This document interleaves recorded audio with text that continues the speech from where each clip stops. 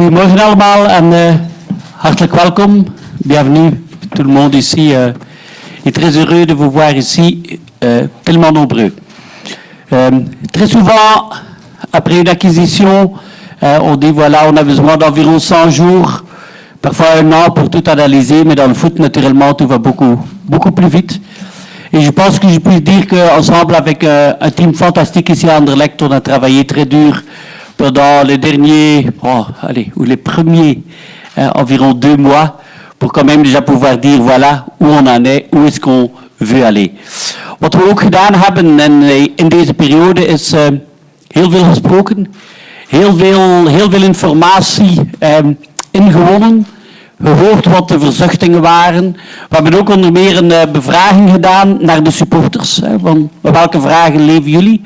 Er zijn er meer dan 700 vragen opgekomen.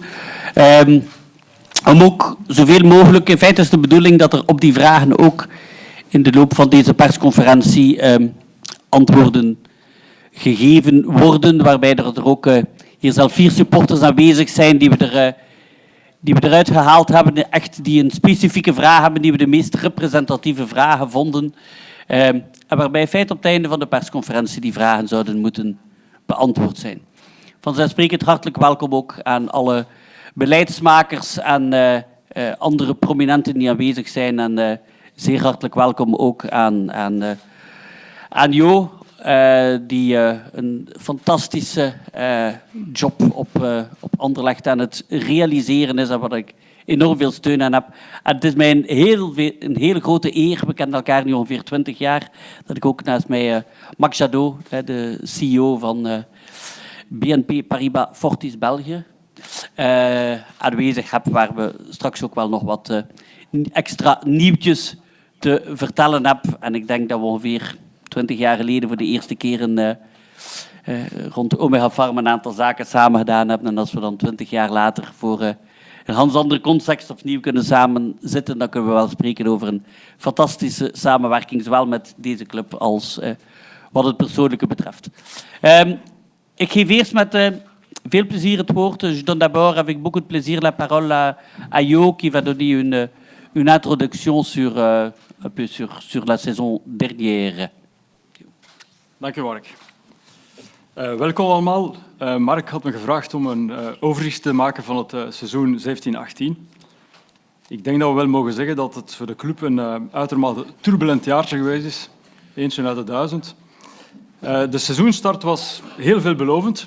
We waren kampioen en we waren gekwalificeerd eigenlijk voor Champions League deelname. Et en été, on a commencé tout de suite à faire des investissements importants aux joueurs, tant en rachat et niveau de salaire, qui ont comme résultat, bien sûr, qu'il y a une pression importante sur les résultats, le bilan et la dette de la société. Marc y revient quand il parle de sa vision sur le futur. Maar zoals we allemaal weten, het is voetbal en 3 maanden later zitten we midden in het oog van de storm. 3 maanden later hebben we een trainersequipe veranderd. En dit na een relatief gemiste start van het seizoen. Maar ook 3 maanden later beginnen de eerste speculaties boven te komen rond de verkoop van de club.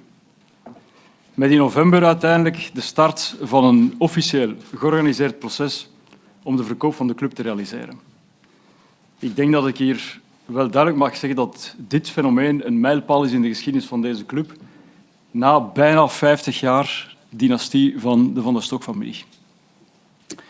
In december 17 werd dan uiteindelijk werd het akkoord voor de club te verkopen aan Mark ondertekend. De timing van die ondertekening en de timing van die negociatie was verre van ideaal, dat wisten we, maar het was een beslissing van de Raad van Bestuur om het voor het einde van het jaar te realiseren. Het gevolg, ou la conséquence de tout ça, c'est un mercato hiver relativement difficile à gérer, mais exclusivement exécuté par le management et le conseil en cédant la club. Einde maart is dan die overname gefinaliseerd, na verkoop van een andere club, na licentiediscussies en vooral na de ellenlange proces van goedkeuring van de mededinging. In 3 maanden tijd, wat ik eigenlijk bijna een recordtempo zou mogen benoemen eigenlijk voor zo'n transactie. Ondertussen is natuurlijk het leven in de club verder gegaan. Les investissements importants sont faits, tant aux ressources humaines que dans de plateformes digitales sur le plan opérationnel et sportif. On va y revenir tantôt. Lancement d'un app, e-ticketing, SAP Sports One et une nouvelle salle de fitness sont les résultats qui sont live aujourd'hui en fait de tous ces investissements. En ce qui concerne le dossier Eurostat, vous connaissez tous la situation actuelle. Le permis de construction étant refusé et une initiative de la commune de Bruxelles afin de récupérer le terrain. Notre position n'a jamais changé pendant toute l'année et donc la position du club est restée inchangée à travers ce dossier. Maar in sport gelden natuurlijk alleen maar resultaten. We spreken al resultaten. En dus op het einde van het seizoen zijn we geclasseerd in positie 3 en zijn we uiteindelijk geplaatst voor de Euroleague 18-19. Dus slotsom 17-18, in 1 enkel jaar hebben we sportieve ups en downs gehad, hebben we 2 trainerstafs gehad, een nieuwe aandeelhouder, een stabiel aandeelhouderschap, Belgische verankering, daar zijn we ook gelukkig voor, een nieuwe president, een nieuwe sportdirecteur en een verjongd en een vernieuwd managementteam. En daarmee zijn we klaar voor de toekomst. En daarvoor geef ik graag aan u, Mark, het woord. Dank u wel, Jo. Als we even kijken naar het financiële, een stapje verder, David. Hebben we ervoor gekozen om in feite vandaag echt transparant te zijn. Zodanig dat we in feite goed weten van welke situatie komen we ongeveer en hoe wensen we dat aan te pakken. Want dit financieel beleid is toch wel heel belangrijk om echt als club een mooie toekomst te hebben. Wat is in feite de situatie?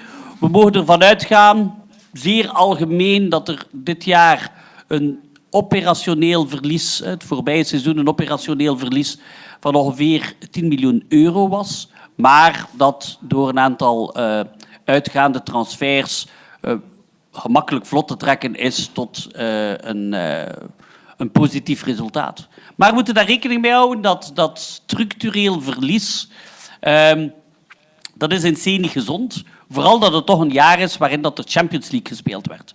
Nu gelukkig, van zodra dat we toegekomen zijn, hebben we een plan opgemaakt voor te zeggen, oké, laten we ons vanuit gaan volgend seizoen dat we Europa League poules spelen, wat dus uiteindelijk is wat we bereikt hebben. Dus de plannen waar we in feite dag 1 aan begonnen zijn, hebben we op dat gebied niet meer moeten aanpassen. Maar in het kader van financial fair play, in het kader van echt een toekomst te bieden voor de club, maar ook in het kader van investeringspotentieel, van te kunnen soms een keer zeggen, oh, hier hebben we een belangrijke capex of investering te maken, is de absolute bedoeling van deze club om zo snel mogelijk naar een operationeel break-even te gaan. Dat wil zeggen dat als je Europa League speelt, dat op dat moment zonder transfers dat je operationeel. Dit is een absolute prioriteit. Wat betekent dat? Het is heel simpel. Dat betekent in feite, als we kijken naar volgend seizoen En we gaan het maximale proberen bereiken nu op deze 3 maanden, dat we het volgend seizoen bereiken. Een aantal zaken zullen pas binnen 15 maanden effect hebben voor het seizoen 1920, maar ik denk het grootste gedeelte zal volgend seizoen al bereikt worden, dat er in totaal voor ongeveer 15 miljoen aanpassingen moeten zijn, vertrekkende van het operationeel verlies dat er dit jaar was, een aanpassing Champions League, Europa League, maar ook een aantal kosten die dit jaar wegvallen en dergelijke. Dus dat is een totaaloperatie van 15 miljoen euro jaarlijks. En dat maakt groot verschil voor de toekomst van een club. En wij hebben daar met het team van Anderlecht heel bewust voor gekozen om te zeggen van kijk, dit is heel belangrijk, want dan blijven we duren, dan kunnen we opbouwen. En dat is niet zo dat je elke keer moet Champions League spelen, niet om te kunnen investeren, maar om te kunnen schulden uit het verleden dempen. En met dat beleid kunnen we de huidige schuldgraad van Anderlecht die ik overgenomen heb, die ik een zeer verantwoorde schuldgraad vind, als je kijkt ten opzichte van spelerspotentieel en ten opzichte van infrastructuur, is dat in feite, als je dat als bedrijf bekijkt, een zeer gezonde balans. Dat we dat op die manier stabiel houden en dus dat de schuldgraad niet oploopt. Dat betekent ook, en dat was iets dat Luc de Vroe zeer graag gehoord heeft, maar ook in het kader van andere investeringen, dat alle niet gebudgeteerde opbrengsten volledig kunnen herinvesteerd worden. Dat betekent dus ook bijvoorbeeld dat alle inkomsten van uitgaande transfers volledig kunnen gebruikt worden, of voor inkomende transfers, of voor infrastructuur en dergelijke. En dat is belangrijk. Dat is belangrijk, want dat is wel echt een beetje een trendbreuk, dat we geen niet gebudgeteerde opbrengsten, voornamelijk transfers, nodig hebben om zaken uit het verleden te dempen, maar dat dat echt opbouwend kan zijn. Maar daarvoor moeten we echt beginnen met dat beleid, waardoor dat we naar een break-even situatie gaan. Ja. Alors, quand on regarde cette évolution de 15 millions, ça veut naturellement dire que ça commence avec une réduction des coûts et avec une augmentation des revenus. Et je dois dire que là, j'ai trouvé une équipe fantastique ici à Anderlecht qui, ensemble avec toutes ces idées qu'il y a, on est en train de réaliser cela jour par jour. Quand on regarde la révision des coûts, ce qu'on a fait, c'est qu'on a commencé d'une feuille blanche. Quand vous connaissez un peu le background du Yo, vous savez que ça s'appelle des zero-based budgeting.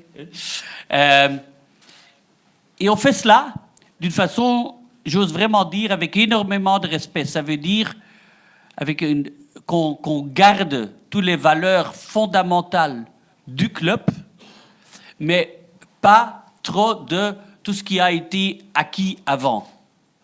Donc on fait ça avec beaucoup de respect pour le passé, mais on commence avec zero-based budgeting pour chaque fois dire, OK, quelle est la valeur ajoutée, comment est-ce qu'on peut faire ça. Je vais vous donner un exemple. Un exemple avec le scouting. Naturellement que pour nous, le scouting, c'est extrêmement important. Et naturellement que c'est un atout important pour un club comme Anderlecht d'avoir une bonne équipe de scouting. Mais le scouting ici coûte énormément cher. Et je m'excuse de dire ça, je pense qu'environ la moitié est vraiment très utile, donne des noms, etc., donne des noms à suivre et qui peuvent être donc vraiment trouvent des gros talents, mais la moitié allez, je peux dire ça, Luc, ne fout rien pour cet argent. A reçu ce contrat parce qu'ils ont fait un bon transfert il y a 7 ans. Donc vous voyez, on va investir plus dans cette partie positive, mais il faut parler, échanger des contrats avec l'autre partie. Et tout cela, un autre exemple, c'est la fondation Constant van den Stok, où naturellement qu'on va continuer à la soutenir, mais d'une façon que toute la community working de Anderlecht et aussi encore d'autres aspects, mais à terme, la fondation va en sortir vraiment aussi plus forte. Donc, et tout cela, on fait ça avec un objectif, que je pense chaque société devrait avoir, et Anderlecht, c'est quand même il travaille beaucoup de gens, où il y a énormément de supporters, donc où notre responsabilité est très grande. Ça veut dire que ça devient un club efficace. Un club efficace, et et vraiment pour moi c'est important de le dire, où je veux jeter aucune pierre vers le passé. Ils ont eu énormément de titres, 34 titres, entre autres 10 titres de mon prédécesseur de Roger, donc fantastique. Donc moi je suis à 0 aujourd'hui. Mais on fait ça parce que tout change, le monde change et on a un peu un autre style aussi. Donc on veut vraiment aller vers cette efficacité optimale du club pour pouvoir investir dans le sportif, hein, parce que si on veut avoir des bons joueurs sur le terrain, ça coûte, et aussi pour pouvoir investir dans l'expérience du supporter, dans l'infrastructuur. Dus als we even kijken, waar komt dat op neer? Heel kort samengevat. Om de inkomsten te doen stijgen, we hebben het daar juist over de kosten gehad die naar beneden moeten, zonder taboes, maar wel met heel respectvol naar wat belangrijk is en wat toegevoegde waarde biedt. Als we kijken naar de inkomsten, dan is het niet zomaar dat we zeggen van kijk, we willen meer inkomsten, maar dan willen we ook veel meer bieden. En dan is dat in feite een continue analyse dat we maken van hoe kunnen we als club meer bieden. Geen enkele club heeft zoveel visibiliteit. Geen enkele club heeft zoveel fans die het volgen op de sociale media op alle mogelijke wijzen. Hoe kunnen we dus onze partners, onze sponsors, onze seathouders enzovoort meer bieden, zodanig dat we inderdaad daar ook meer inkomsten uit kunnen halen. Dat betekent ook meer segmentering, dat we echt à la tête du client zeggen, dat zijn de verschillende pakketten. Ook meer beleving, als je meer beleving biedt aan de fans, dan weet je dat de periode waarin ze in het stadion zijn en dus ook voor inkomstenverhoging gaan zorgen, dat die langer gaan zijn. En uiteindelijk moet iedereen daar sterker uitkomen. En het is echt wel belangrijk dat ik die financiële inleiding kunnen geven heb, zodanig dat iedereen begrijpt, dit is niet de bedoeling om hier een bedrijf van te maken. Sorry voor mijn mede-aandeelhouders die zo rap mogelijk dividenden zitten geven enzovoort. Nee hoor, heeft daar niks mee te maken. Dit is de bedoeling om te kunnen investeren in het sportieve en in infrastructuur. En daarvoor is dat beleid absoluut nodig. Alors pour les supporters, parce que je pense quand même que quand on regarde les supporters, les fans, qu'on a quand même beaucoup de bonnes nouvelles. Parce qu'en totalité, on essaye de faire bien pour tout le monde. On a les supporters, on a les VIP, on a les sportifs. On essaye de faire bien pour tout le monde. Et naturellement, partout, il y a un peu de choses qui changent. Mais en globalité, on pense que vraiment chaque groupe fait un grand pas en avant. Pour les supporters, je pense que ce qui est très important, c'est qu'il y aura un peu plus de 1000 places supplémentaires dans les COP, donc dans la tribune ambiance. Parce que vous avez vu que jusqu'à présent, beaucoup de gens pensent que dans la tribune du COP principal, dans cette tribune-là, que la moitié des gens n'y sont pas, que ça a l'air vide. Ce n'est pas du tout le cas.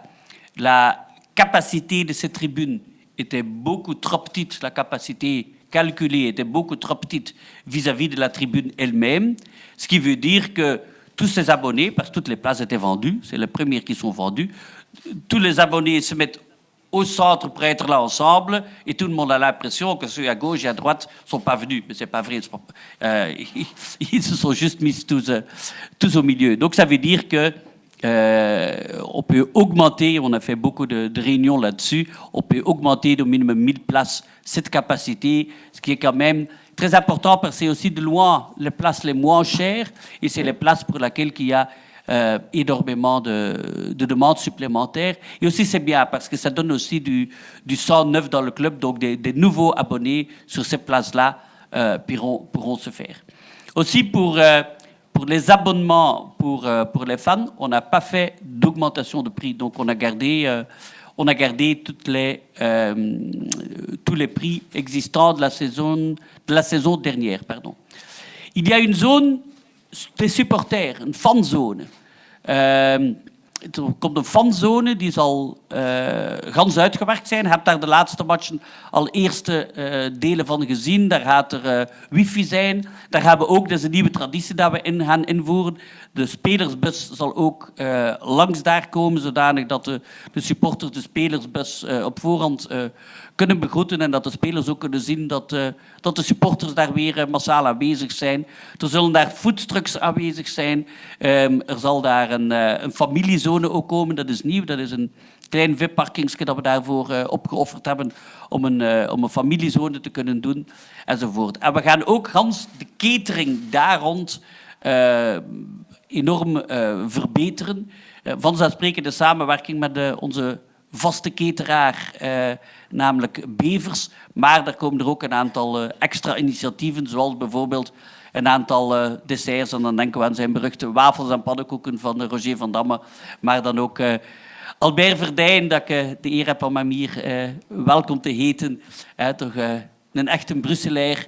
En die ik heel goed ken, want hij was onze vaste kok in tijden van mijn wieleravonturen hebben we heel veel Tour de France's gedaan. En dan vind ik ook, we konden toch geen geschiktere persoon hebben dan mee te werken aan die catering, zowel naar de fans toe als naar Brasserie Publiek toe en dergelijke meer dan Albert.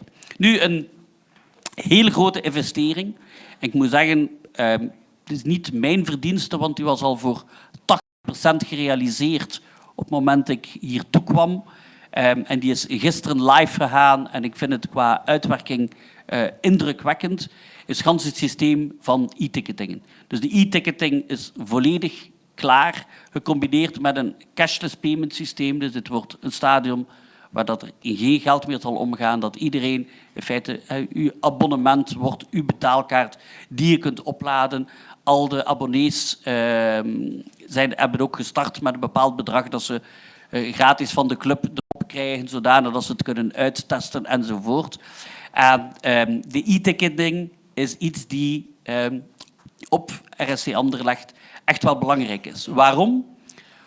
Omdat iedereen kent de analyses, heeft in een aantal kranten gestaan. Wij hebben inderdaad maar, we schatten een 15% van onze abonnees zijn echte Brusselaars. Dat wil ook zeggen dat er 85% van buiten Brussel komt. Dus dat wil zeggen dat de jaarlijkse traditie van kom uw abonnement kopen, dat voor de mensen nog een extra trip is naar het Brusselse vanuit Arlon, vanuit Nieuwpoort enzovoort, waar we allemaal supportersclubs hebben. We hebben gisteren gezien, het was leuk om te zien, het was fantastisch doen. We hebben gisteren de e-ticketing live in gang gestoken en ik denk dat we een uur of zo bezig waren op het moment dat er al wat was. Iets meer dan €70.000. Dus dat betekent dat er het eerste uur al een 300-400 supporters onmiddellijk. Dus die zitten daar echt op te wachten en het tikt heel snel aan. Dus het is echt het geval van Anderlecht toch wel heel belangrijk dat van op afstand tickets kunnen aanboden. En ook wat ik aangekondigd heb, wat ik graag zou verwezenlijkt zien bij mijn allereerste persconferentie hier, namelijk de second-hand ticketing, die gaat volgend seizoen al volledig in voege treden. Dus dat betekent dat mensen die niet naar de match komen, hun ticket opnieuw te koop kunnen stellen via ons systeem, volledig geautomatiseerd, waardoor zij een deel van hun abonnement kunnen recupereren, want een deel van de opbrengsten gaan naar de abonneehouder die zijn seat die dag vrijstelt, omdat hij die kan wegens whatever reason. Dat er ook een stuk extra inkomsten voor de club is daardoor, maar ook dat er nieuwe fans de kans krijgen om deze club te leren kennen door op die manier vrije plaatsen, match per match, te kunnen kopen. En dat is wel echt belangrijk, want in feite mogen we ervan uitgaan dat wat de gewone plaatsen betreft, in feite ook wat alle mogelijke VIP-toestanden betreft, dit stadion elke match quasi uitverkocht of bijna altijd uitverkocht is. Wat betekent dat je geen plaats hebt om nieuw bloed te steken. En vandaar, je gaat dat zien met die 1000 plaatsen met de kop. Dat heeft wat bewegingen langs alle kanten van de tribunes. Ik kom daar even verder op terug. C'est quand même un élément vraiment important que la capacité globale du stade sera augmentée d'un peu plus de 1000 places. Et ça combiné avec ce second-hand ticketing, où donc les gens qui ne peuvent pas venir peuvent revendre leur place à quelqu'un d'autre, que ça va permettre à des nouveaux abonnés, à des nouvelles personnes pour faire connaissance de ce club et peut-être plus tard redevenir vraiment abonnés, etc. Et comme on avait dit, tout cela a un seul objectif, c'est offrir plus aux gens, aux supporters, plus de confort, plus d'ambiance. Et je pense que dans tout ce qu'on a fait, la première chose qu'on a fait, c'est regarder les supporters. Et avec ceci, c'est quand même un grand élément. Et pour illustrer ces mesures quand même assez sensibles, j'aimerais inviter deux personnes. Bart de Wulf, de man die alle catering heeft gesuperviseerd, ingesteld en strategisch aangepakt. Et monsieur Bert van der Aura, mon collègue, qui s'est occupé avec un team au sein d'Anderlecht de digitaliser le club. Je commence avec Bart. Bart, we hebben veel inspanning gedaan, voorzitter heeft het gezegd. Kan je er een paar toelichten? Ja, zoals Mark gezegd heeft, gaan we de fans ook een VIP-beleving willen geven door met onze vaste partner Bevers, Roger van Damme, die met een nieuw concept naar hier komt, met zijn pannenkoeken en zijn wafels, en Albert Verdijen, die samen met Bevers toch een andere dimensie gedaan geven, zodat de gewone supporter zich ook VIP gaat voelen en ook VIP gaat zijn. Dank u wel, monsieur Bert van der Aura, mon collègue depuis très longtemps. Bah oui, c'est mon ami et collègue. C'est Bert. Voilà, nous avons travaillé, nos équipes, fort ensemble pour digitaliser le club. Quelques exemples, s'il te plaît. Comme dit, le Sporting a toujours été très fort en contenu pour notre site web, pour les réseaux sociaux, on est clairement le numéro 1. Un peu moins fort dans le développement technique, mais avec le lancement de notre nouvelle application mobile, on a vraiment mis le focus sur le supporter et le confort de notre supporter pour faciliter la relation avec notre club. On a choisi pour la technologie SAP et Microsoft Azure au cœur et avec un choix pour des sociétés de start-up belges et notre partenaire Proximus, certainement pour ce développement. Et aujourd'hui, comme le président a dit, on est très fiers d'annoncer 2 nouvelles étapes dans ce développement. C'est d'abord la plateforme e-ticketing avec exactement le second-hand market, ce qui offrira à nos supporters de revendre par notre application mobile leur place pour les matchs auxquels ils ne savent pas assister eux-mêmes, ce qui offrira une nouvelle porte pour les autres supporters de faire connaissance avec notre club. Deuxièmement, le cashless payment, qui ne sera pas uniquement une simple carte pour payer son verre, mais qui est avec notre partenaire BNP Paribas Fortis et avec leur expérience, qui se développera vers un vrai système de paiement ici au Sporting d'Anderlecht, toujours live et par l'application mobile. Et pour terminer, cette semaine, on ne peut pas ne pas en parler, c'est le GDPR, et le Sporting est très fier d'annoncer que ce club est complètement conforme à la nouvelle régulation européenne et on est GDPR compliant et ainsi on montre le respect total pour la vie privée et les données de nos supporters. Merci beaucoup. Je vous invite à rejoindre vos places. Dank u wel, voorzitter. Dank u wel, heren. Als we kijken naar de VIP-beleving, het spreekt vanzelf dat voor de inkomsten dat heel belangrijk is. En daar komen er in feite een aantal heel belangrijke initiatieven. Het eerste is de eretribune. Die wordt redelijk fel uitgebreid. Ik ga zelfs de plannen tonen. De eretribune wordt dus echt veel groter, maar ook met high-end netwerking. Dus het wordt niet alleen een eretribune, maar de zaal achter de eretribune wordt werkelijk uitgebreid zodanig dat al de mensen die daar zitten ook elkaar nadien beter kunnen leren kennen en dat werkelijk, denk ik, de plaats wordt waar de top van België elkaar zal leren kennen. Aan de overkant komt er een nieuwe business-tribune. Business-tribune eerder KMO-gericht. Maar ook met, voor een 660-tal personen. Maar ook met erachter een nieuwe zaal waar exclusief deze mensen toegang toe hebben, zodanig dat die KMO-zone echt ook een netwerkplaats kan worden. En we gaan absoluut, en als we alles uitrekenen, zou het zonder problemen moeten verlopen, aan alle betrokken abonnees een alternatief bieden. Als we even gaan naar de volgende slide, ik denk dat dat het schema van het stadion is. Mag ik even een draagbare microfoon? Misschien even tonen, want als we kijken op de sociale media, we hebben al een brief gestuurd naar alle betrokkenen. En daar kwamen natuurlijk momenteel de meeste vragen, want dat was het enige stuk dat al geweten was. Als we het even bekijken, dus de eretribune, de TH noemt dat hier, tribune d'honneur. De eretribune wordt veel breder. De pers gaat ook gecombineerd met meer comfort een andere locatie krijgen. Maar er komen hier in de buurt heel veel plaatsen ook vrij, omdat er hier verschillende vakken waren waar er gratis tickets, gratis abonnementen gegeven werden, waar 80% gewoon niet naartoe ging. Dus het systeem van de gratis kaarten wordt ook handherbekeken. Dat betekent in feite, algemeen komt erop neer dat mensen die recht hebben op gratis kaarten, die nog altijd kunnen krijgen, maar geen abonnement niet meer. Maar ze gaan 2 weken op voorhand moeten aanvragen, match per match, waardoor dat er veel plaatsen gaan vrijkomen. En al die plaatsen die vrijkomen, die gaan allemaal in prioritair aangeboden worden aan de mensen die nu hun abonnement niet kunnen verlengen, omdat dat deel wordt van de eretribune. Hier E3, E4, en dus hierachter dus, komen er dus via de ingangen, gaan we in feite naar dus de grote VIP-zaal.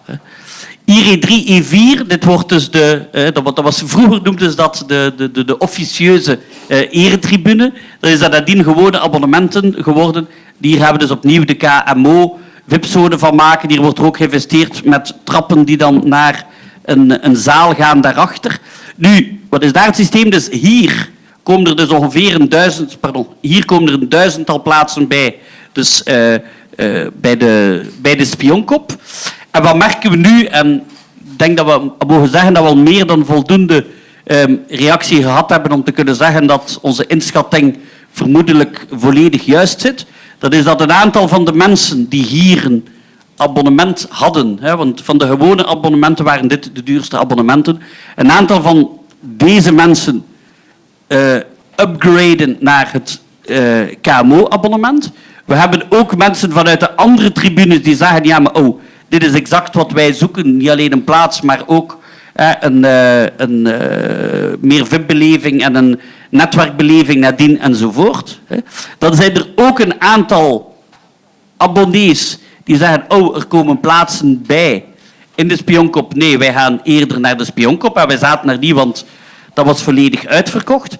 En dan eenmaal dat iedereen zijn keuze gemaakt heeft, dat is eind juni ongeveer, voordat er 1 plaats dan verder verkocht wordt, gaan dan alle mensen die hier zitten en die niet geüpgrade hebben, allemaal als eerste de kans krijgen om de vele lege plaatsen die op alle mogelijke plaatsen, want je hebt elk jaar een aantal procent die niet verlengt, je hebt degene die naar daar verhuizen, je hebt degene die naar daar verhuizen. Dus er gaan meer dan voldoende zeer goede plaatsen vrij zijn om uiteindelijk ook deze mensen allemaal te kunnen plaatsen. Dus normaal gezien, zoals wij het uitgerekend hebben, is er voor niemand dat we geen evenwaardige oplossing zullen vinden.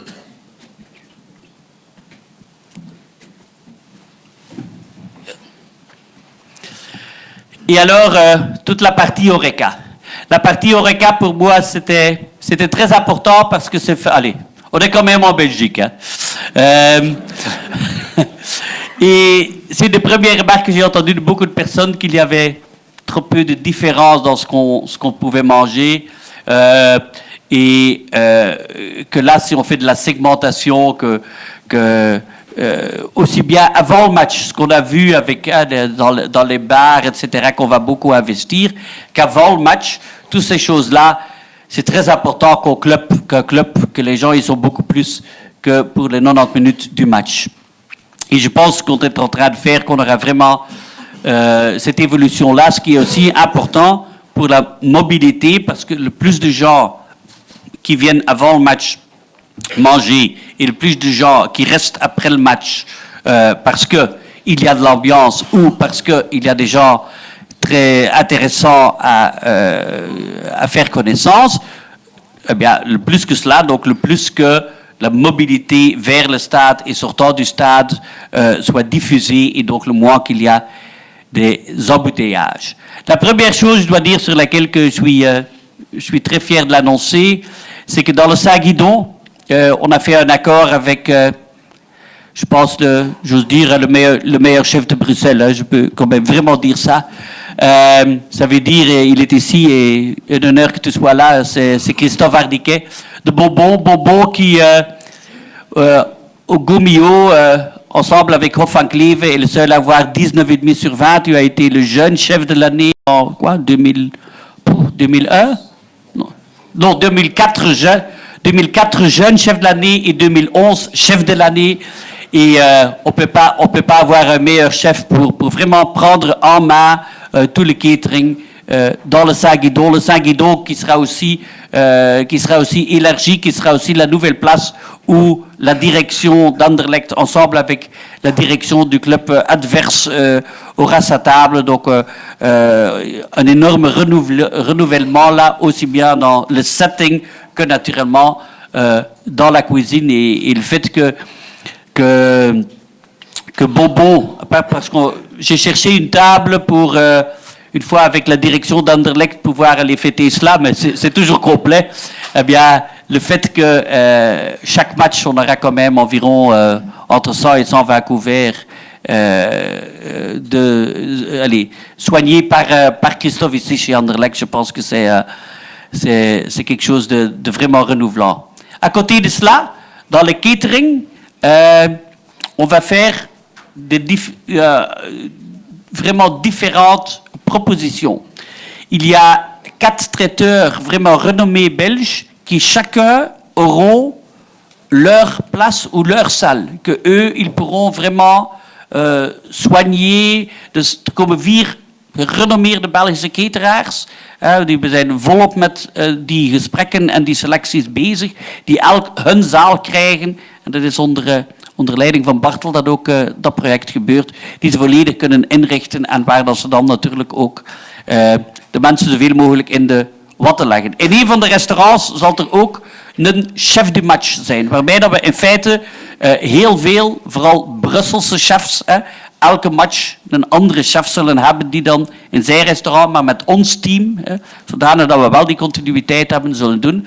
Waarbij, ja, natuurlijk, Wout Bru in Derby in het weekend kunnen we hem hier niet gebruiken, want dan hebben we hem echt wel in Derby nodig. Maar voor de Europese matchen zal de chef van de match altijd Wout Bru zijn, die aanvaard heeft om dat te doen. En dus ook dan voor de Europese matchen toch wel een mooie strijd met Christophe zal doen over waar het beste eten zal zijn in welke van de restaurants. Il y aura aussi une offre brasserie de Albert, donc ça veut dire qu'aussi dans pas tout sera énormément cher et très cher, etc. Il y aura aussi des choses beaucoup plus affordables, mais pour cela pas moins bon, hein, parce que tu vas aussi te battre pour avoir le meilleur restaurant. Et pourquoi qu'on dit cela? Parce que on a un accord, et je pense que ça c'est vraiment du nouveau. Je pense que jamais un club de foot n'a fait ça. On a fait un grand accord avec le Gomio, où avec plaisir j'accueille ici mon ami Marc de Klerk, où le Gomio va prendre en main tout le suivi de tous nos restaurants. Donc on aura 6 restaurants ici dans le stade.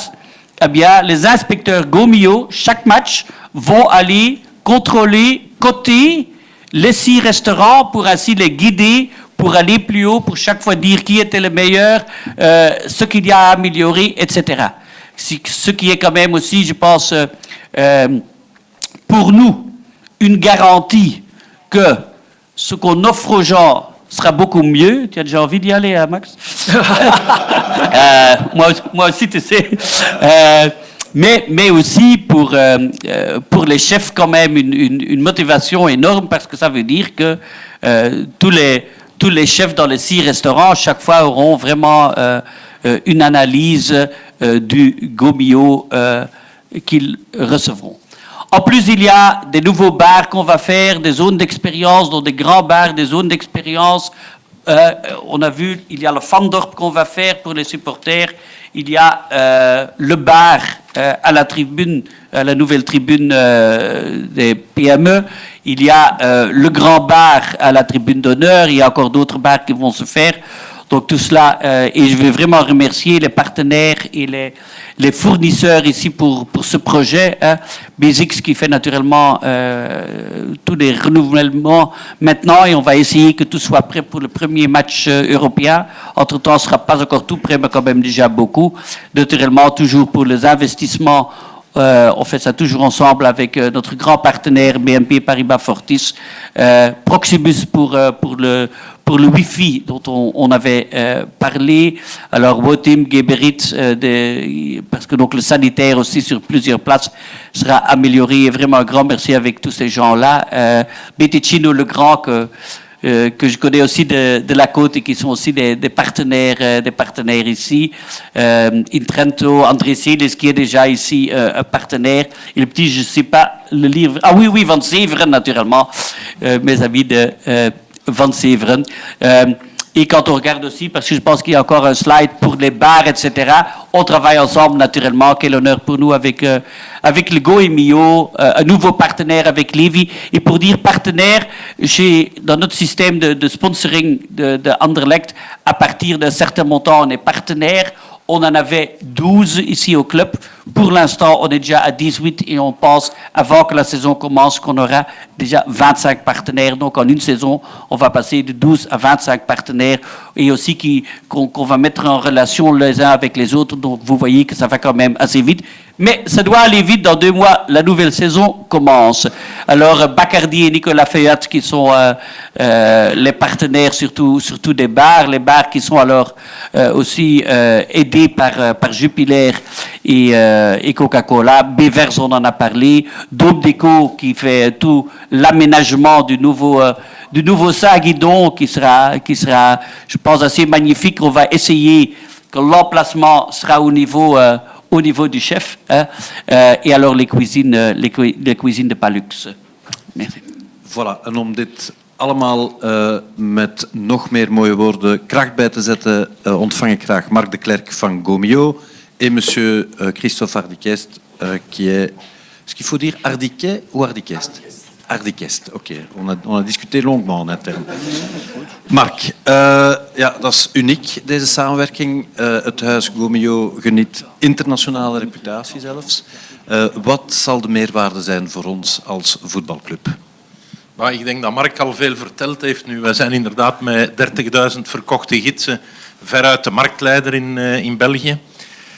En voor ons is de rol heel simpel. Hè. We gaan die catering het eerste jaar minstens op Europa League niveau brengen. En het tweede jaar, Mark, Champions League. Zorg dat je op het veld dat ook maar kunt behalen dan. Hè. Voilà. Quand même poser la question, que les gens comprennent. Voilà, déjà c'est un honneur pour nous comme club d'accueillir quelqu'un qui partage nos valeurs, je dirais belge, national, bruxellois.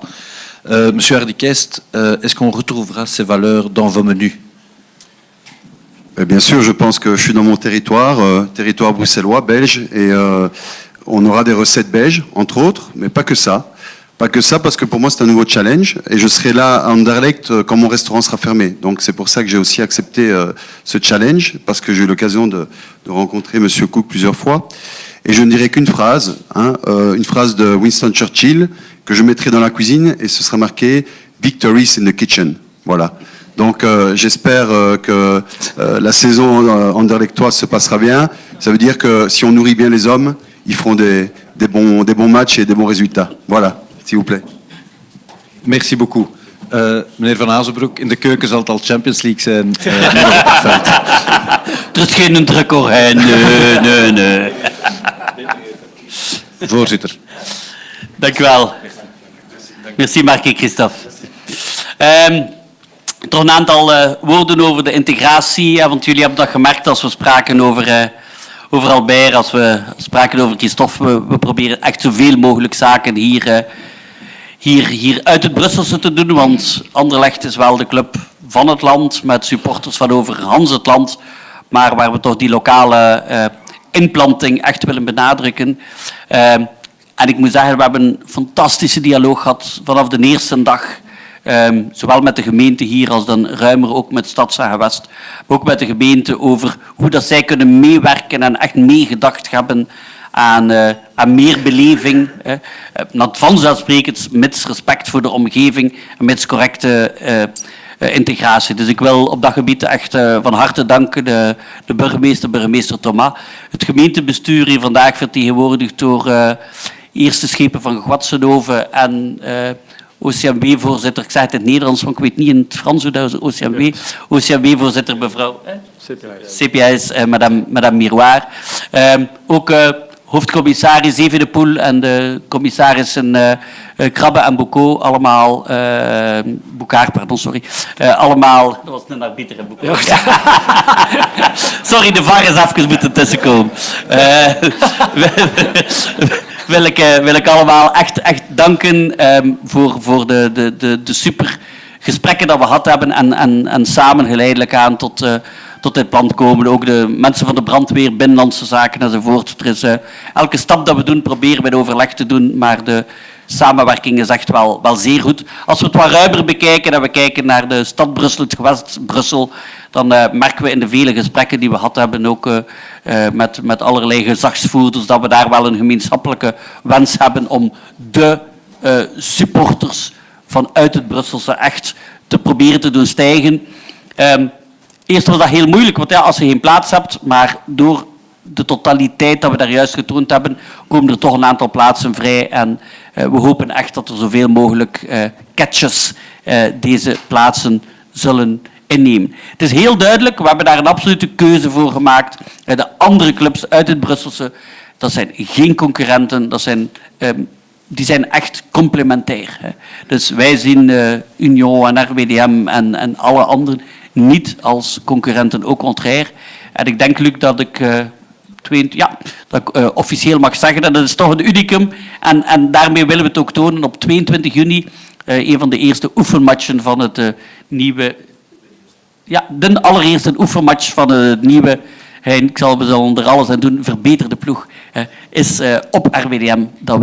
Dus RWDM Anderlecht was de eerste oefenmatch. En daarmee willen we van eerst keer ook een statement maken van, ja, wij doen bijvoorbeeld qua jeugdwerking ongelooflijk veel, maar wij kunnen de tienduizenden jonge spelertjes uit Brussel die allemaal opvangen. Daarvoor hebben we samenwerking met die clubs. En ik denk dat ik echt mag zeggen, in alles wat we doen, in elk stuk, kijken we steeds, je hebt dat al gezien als we over catering spraken en dergelijke, dat we steeds kijken hoe we het lokale aspect, of het nu wezen Anderlecht, of het in ruimere zin wezen Brussel en Brussels gewest, hoe we dat er kunnen in verwerken en kunnen versterken. Donc, quand on prend les conclusions pour les priorités opérationnelles, comme on avait dit et comme je vous ai expliqué, réduction des dépenses, vraiment important, augmentation des revenus, oui, mais en offrant beaucoup plus et en prenant énormément d'initiatives et collaboration renforcée avec nos partenaires, avec nos sponsors. Et je pense que je peux dire que le réponse qu'on a là, la réponse de notre service commercial reçoit est énorme, donc on est très très confiant, on est même,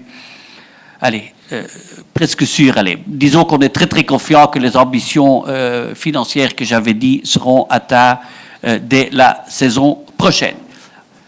Mais pourquoi qu'on fait tout ça? Et ça c'est important, on fait tout ça pour pouvoir investir dans le sportif, dans l'infrastructure et aussi en ce qui concerne l'engagement, vraiment pouvoir être exemplaire avec ce club-ci. Dus eventjes over naar het sportieve, want er zijn hier wat mensen aanwezig die ook graag over het sportieve horen. En vanzelfsprekend hartelijk welkom hier aan onze coach Hein en aan Luc de Vroe, waarbij we ook voor gekozen hebben dat ik kort het sportieve zal voorstellen, maar waarbij dat Luc nadien ter beschikking is voor een aantal vragen. Dus dat we nu daar geen interview of geen vragensessie publiek gaan van maken, maar nadien is hij beschikbaar, sportieve prioriteiten. Eerst zeggen wat de ambities zijn. Coach, ik begin er al aan, jong. Wat zijn de ambities? Goed wetende, je moet als club ambities hebben. Ze worden niet altijd allemaal behaald, maar ik denk dat we met Anderlecht absoluut deze ambities moeten hebben.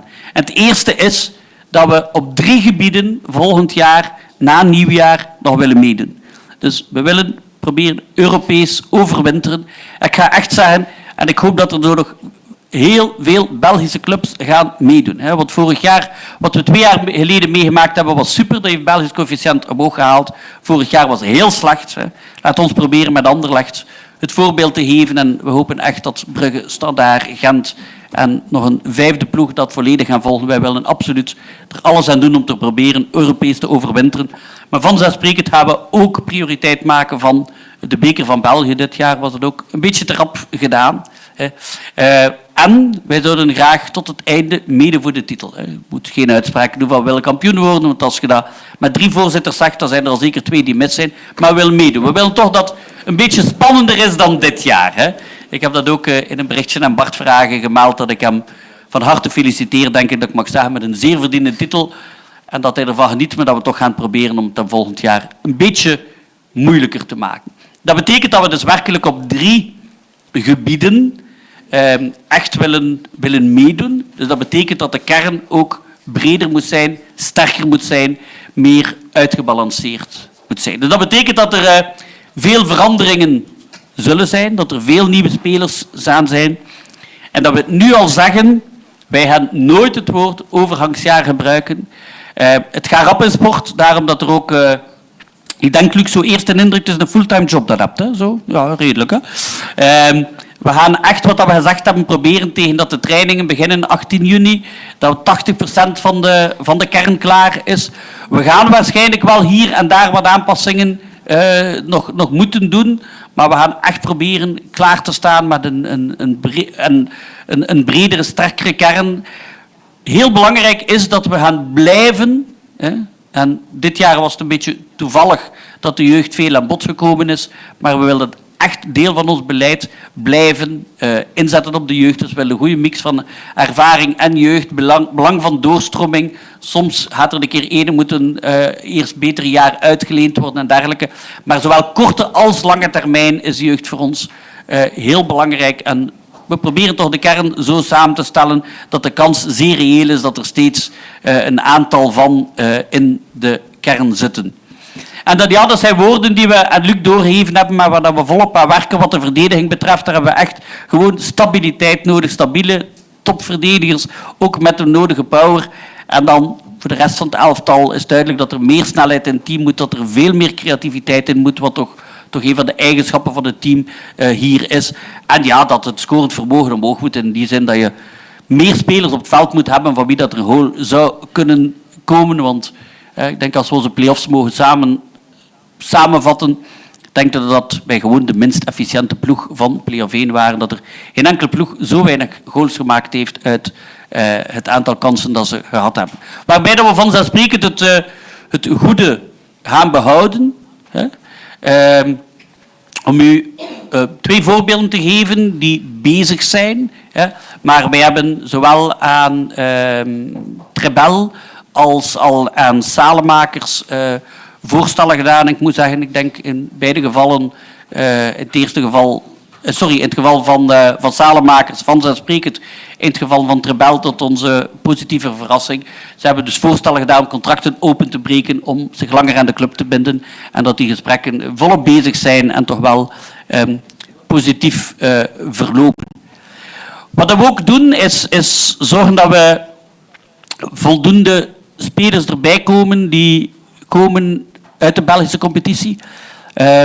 Als er zoveel nieuwe spelers komen, want we gaan in totaal toch wel meer dan 10 nieuwe spelers nodig hebben, dat is duidelijk.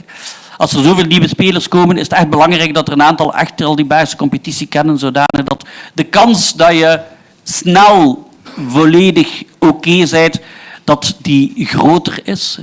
We kunnen ook, ga eens even de foto's tonen, met veel plezier vandaag 4 nieuwe transfers aankondigen, waarvan transfers en een lichting van een optie.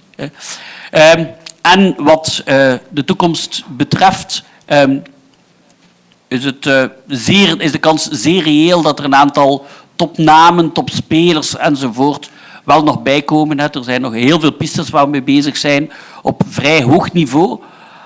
Maar ik wil echt wel even benadrukken dat het geen doel op zich is. Donc, c'est quand même important de dire que c'est pas un but en soi-même d'avoir ici des gros noms.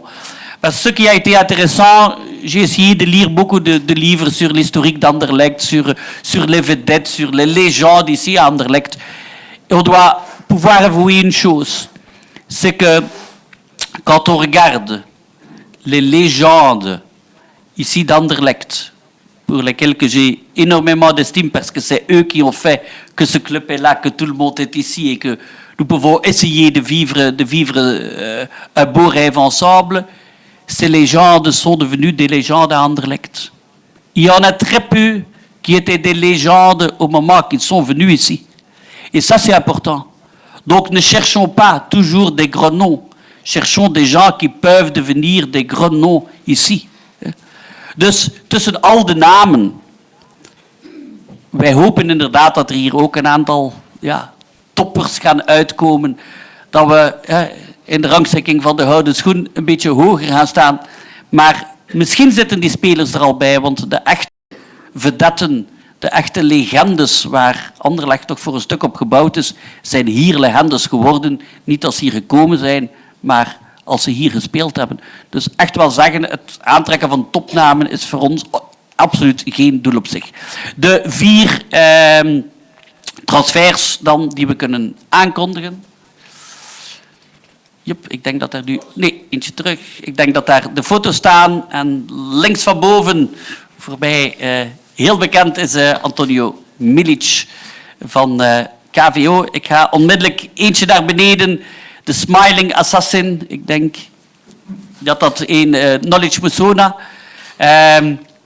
Ik denk dat een van de verrassingen op Anderlecht volgend jaar zou kunnen worden, omdat hij het woord verrassend kunnen in elke baltoets van hem gebruiken. En ik denk dat hij in een sterkere ploeg, er waren ook 2 spelers die absoluut hoger opwouden. Ik denk dat beiden in een sterkere ploeg nog serieus hun niveau kunnen verhogen. Dan heb je rechts van boven heb je Luka Adzic, die in Servië als, mag ik zeggen, een van de grootste, / het grootste talent van het moment beschouwd wordt. Dus een linkerflank met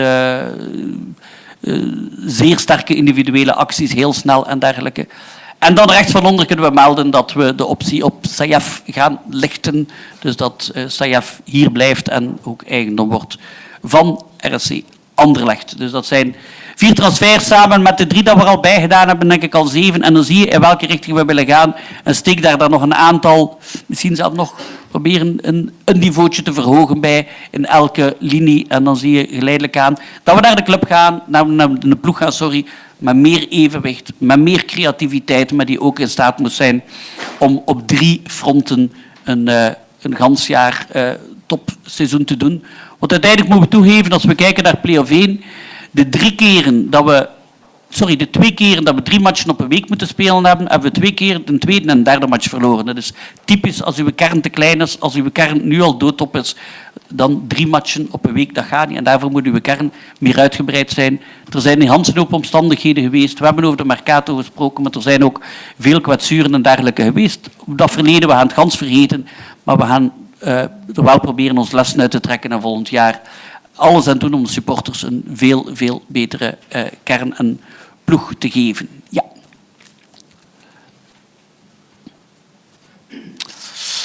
Et alors pour terminer, c'est quand même important de aussi dire que à côté des coûts qui doivent baisser, les revenus qui doivent augmenter, et grâce à cela qu'on investit beaucoup dans l'infrastructure et dans le sportif, aussi on veut vraiment être représentatif dans l'engagement.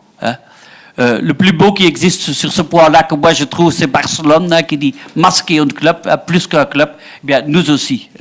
Il y a des décisions ici que nous prenons, pas parce que quand on compare uniquement qu'est-ce qu'on veut faire avec ces 11 joueurs sur le terrain, que peut-être on aurait pris des autres décisions, mais on dit c'est important parce qu'on veut que Anderlecht et en général le foot belge vraiment soit un exemple d'un engagement dans tous les points qui sont importants. Et donc, on veut vraiment être représentatif dans l'engagement. Un premier point, vous le savez, On en a déjà donné une conférence de presse et après aujourd'hui, sauf peut-être pour un transfert pour plusieurs mois, il n'y aura plus de conférences de presse ici à Anderlecht. Mais je pense que c'est important de dire ce qu'on dit aujourd'hui, que vous savez dans quelle direction que vous pouvez encadrer les décisions qu'on va prendre et que vous allez entendre ou qu'on a déjà pris. Mais dans la formation des jeunes, c'est énormément important. Et je remercie vraiment tout le monde et la presse présente pour toute l'attention que vous avez donnée à cette conférence de presse quand on a annoncé ces 11 jeunes. Ou dans le grand public, beaucoup de gens ont dit, tiens, c'est quoi, pourquoi est-ce qu'ils donnent une conférence de presse? Jusque 2 semaines après, il y avait le championnat européen des moins 17 où cette même équipe, avec quand même 6 joueurs anderlechtois dans le noyau, a fait un quart de finale, de demi-finale, après qu'ils ont éliminé, entre autres, l'Espagne et où ils ont été éliminés juste à la limite par l'Italie. À ce moment-là, tout le monde a compris que dans ces 11 joueurs, il y en a quelques-uns qui seront importants pour Anderlecht dans le futur, très importants, et même aussi pour les Diables Rouges futurs. Un deuxième point qui est très important et où il y a des choses qui ont été écrites et que je comprends parce qu'il y avait... iedereen kent op zondagavond programma Wie is de Mol? Wel in ons damesploeg, er zat ook een mol. Maar we hebben dus beslist om echt te investeren. Om echt te investeren en oui, ça, je vais pas traduire ce truc.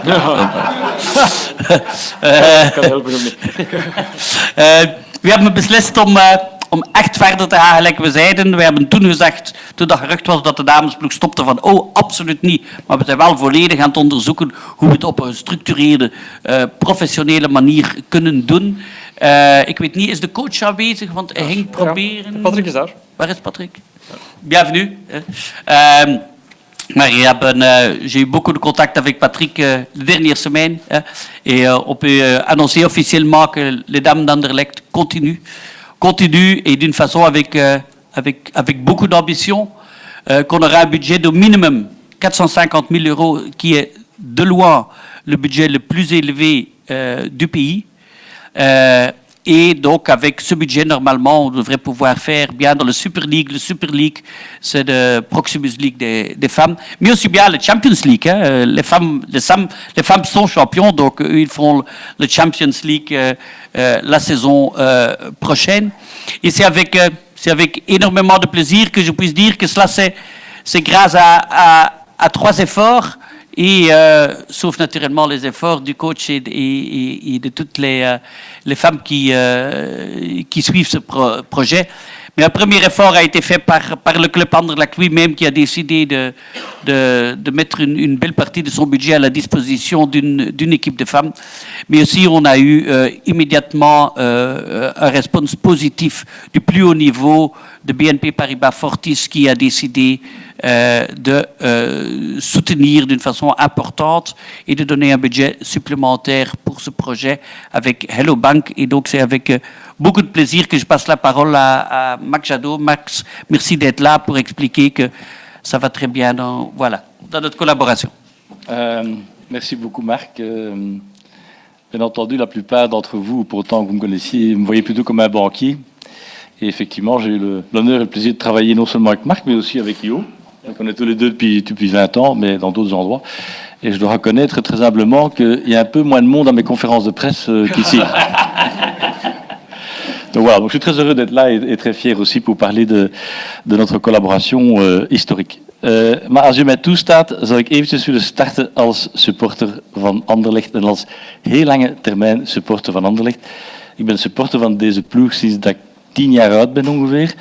Ik ga een datum kunnen terugvinden, want mijn eerste match was Anderlecht-Club Brugge. Ik ga u de score niet geven, ik weet het nog, maar Anderlecht is toen verloren.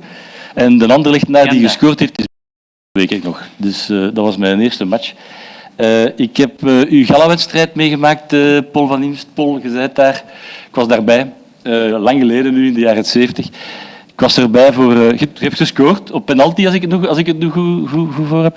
Ik was erbij op Anderlecht-West Ham, op de finale op de IJssel. De eerste Europese finale. Dus ik ga je niet zeggen hoe jong en hoe oud dat ik ben, maar ik ben hier toch al heel lang supporter.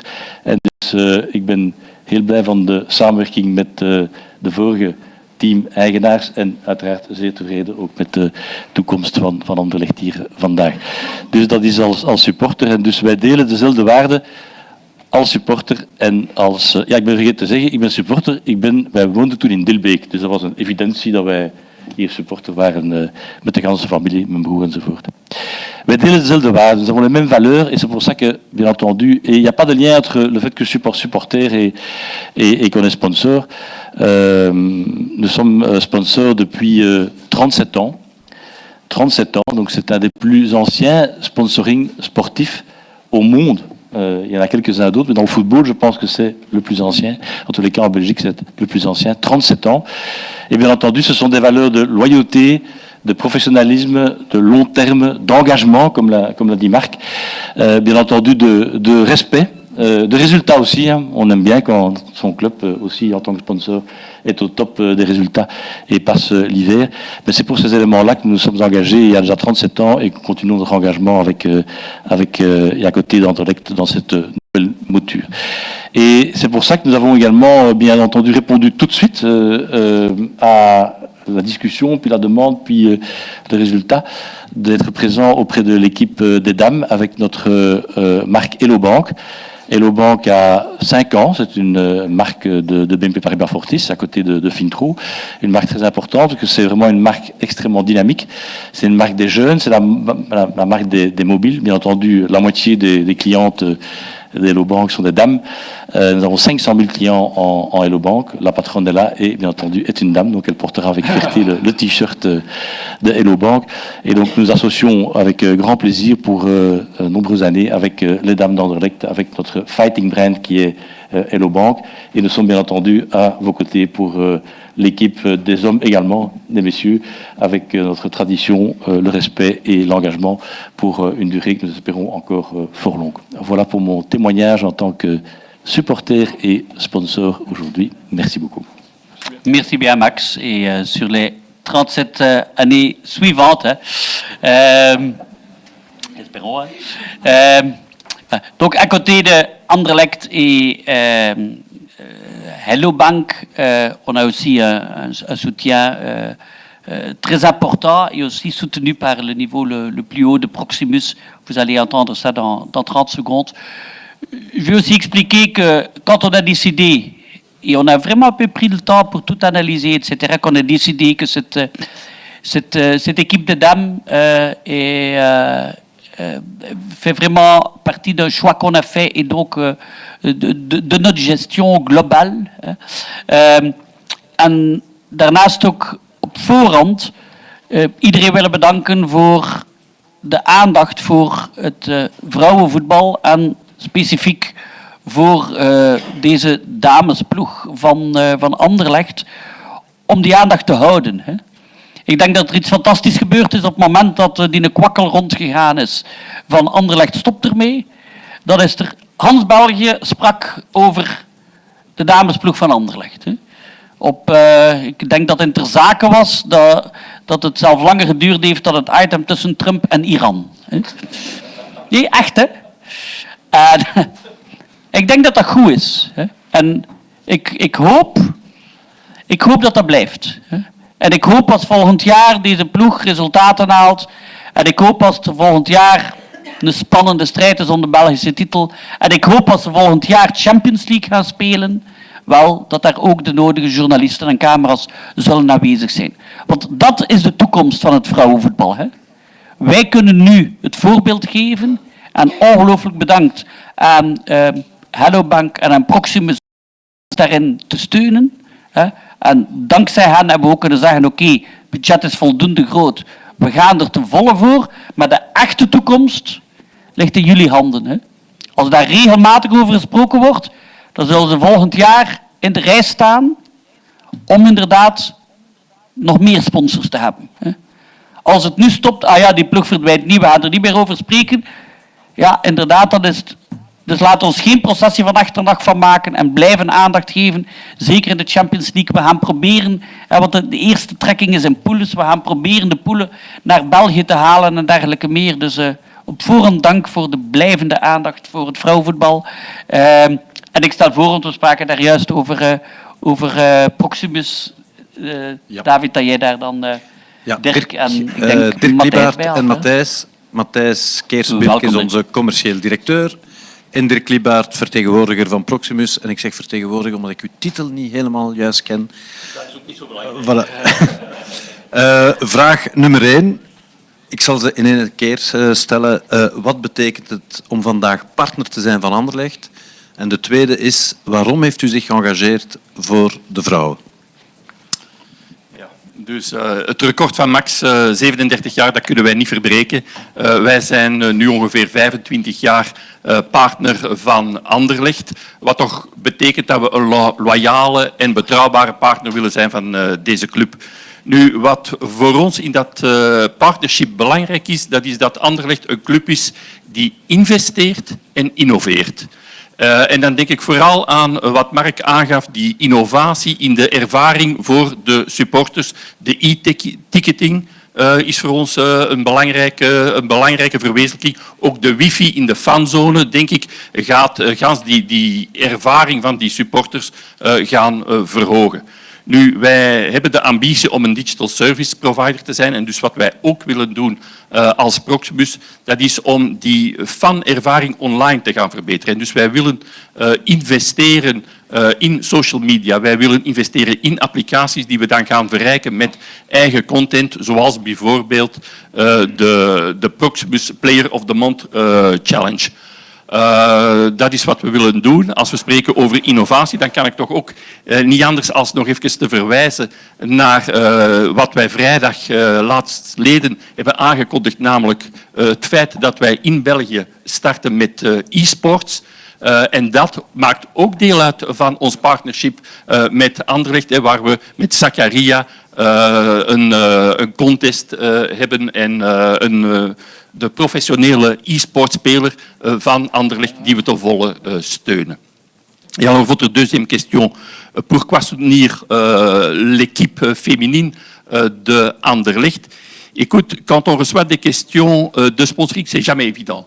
On parle toujours de l'argent, mais ici, quand on a eu cette proposition d'Anderlecht de soutenir également l'équipe féminine, Dominique Leroy, je ne sais pas si le fait qu'elle est femme a joué un rôle, mais elle n'a pas hésité. Elle a dit immédiatement oui, parce que je crois que dans toutes nos activités sportives, on essaye de donner beaucoup d'attention aux équipes féminines et au sport féminin en général. Et nous diffusons par exemple tous les matchs des Red Flames ou encore le Tour des Flandres pour femmes.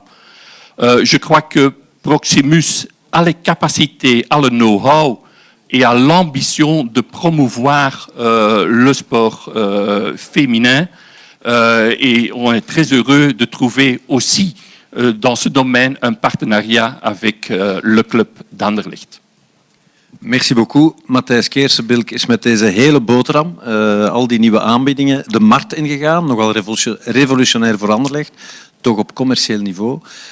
Wat waren de eerste reacties? Dank u, David. Ik ben ook blij dat ik hier eventjes de tijd krijg om de eerste reacties met jullie te delen. We zijn met een jong team. Voetbal is belangrijk. De A-kern blijft absoluut key. Maar daar rond proberen we met een heel jong team het entertainmentgedeelte toch echt op een correcte en goede manier in de markt te zetten, op een gesegmenteerde manier. Ik wil ook de kans nemen om Max en Dirk te bedanken voor het engagement, het versterkte engagement. Een aantal van onze partners zijn hier ook vandaag aanwezig. Ja. We gaan heel wat nieuwe partners binnenhalen volgend jaar.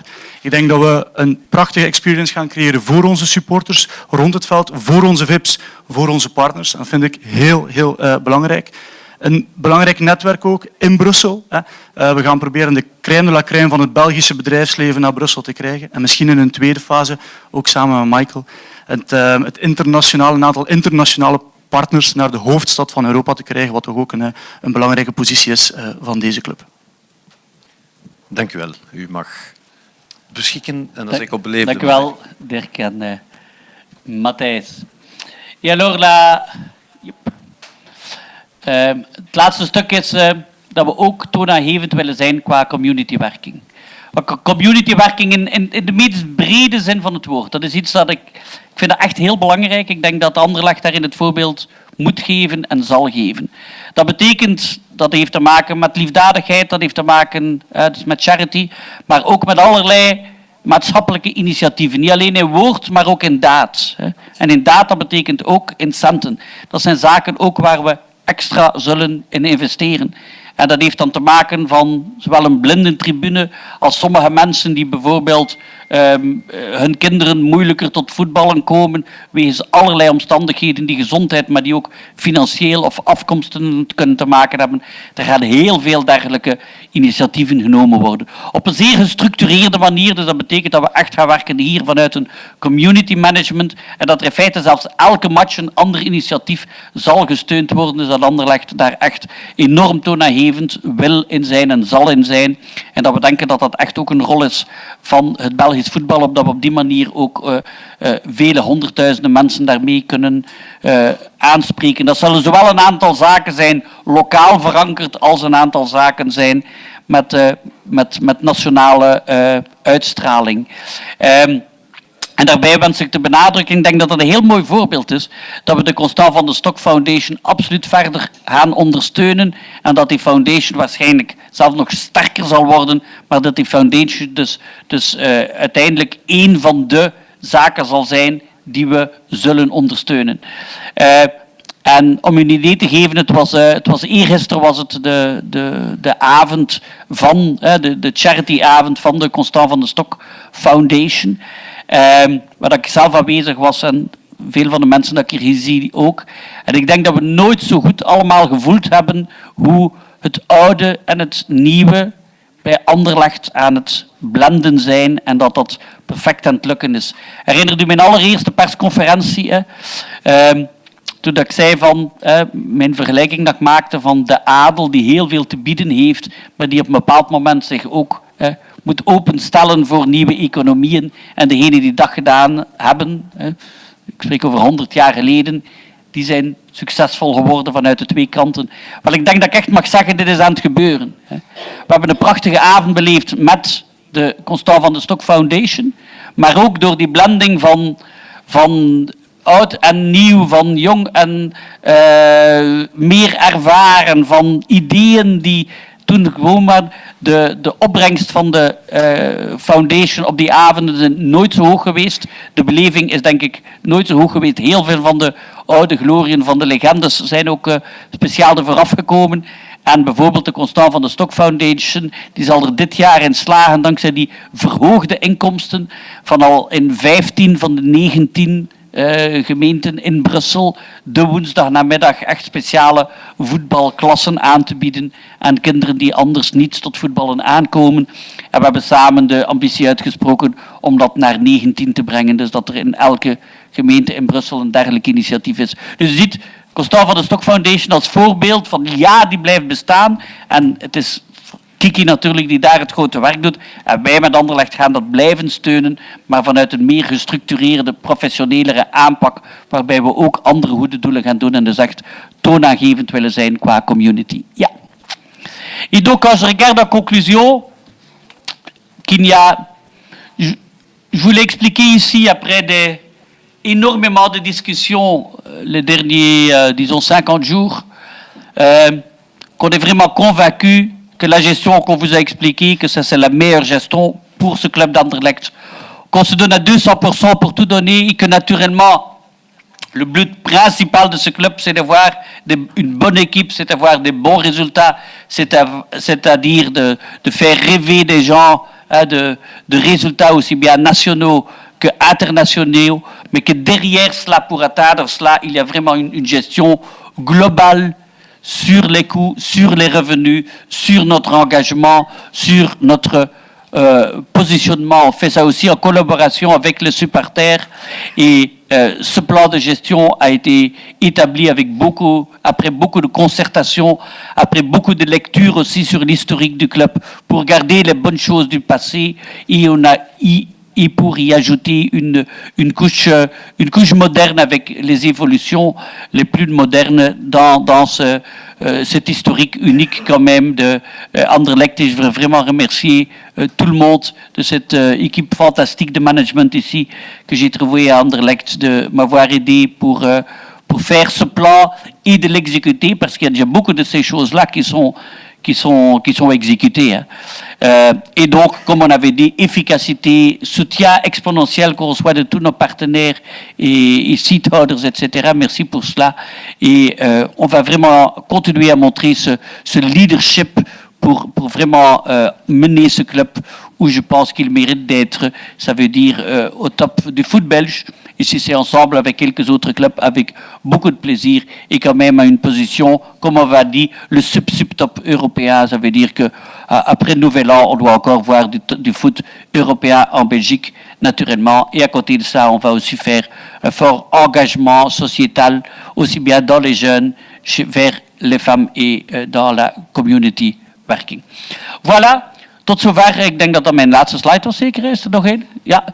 Tot zover mijn eerste beleidsverklaring, maar dank aan iedereen die mij geholpen heeft om dit tot stand te brengen en om in feite al een heel groot stuk uitgevoerd te hebben. Het is, Hans, het stuk van de horeca, we moeten dan werken, maar dat is volledig uitgetekend. De e-ticketing is er al. Er zijn al 7 transfers gebeurd. We zijn volop bezig. Dus hartelijk dank aan iedereen voor jullie aandacht, voor de communicatie die erover zal gebeuren en voor de support die we van iedereen krijgen en voor het begrip voor de vele veranderingen. Maar ik denk dat we echt proberen uit te leggen hebben in welke richting we gaan. Dus allemaal samen voor een hele mooie toekomst voor deze schitterende club. Dank u wel allemaal. Merci beaucoup pour votre attention. Merci.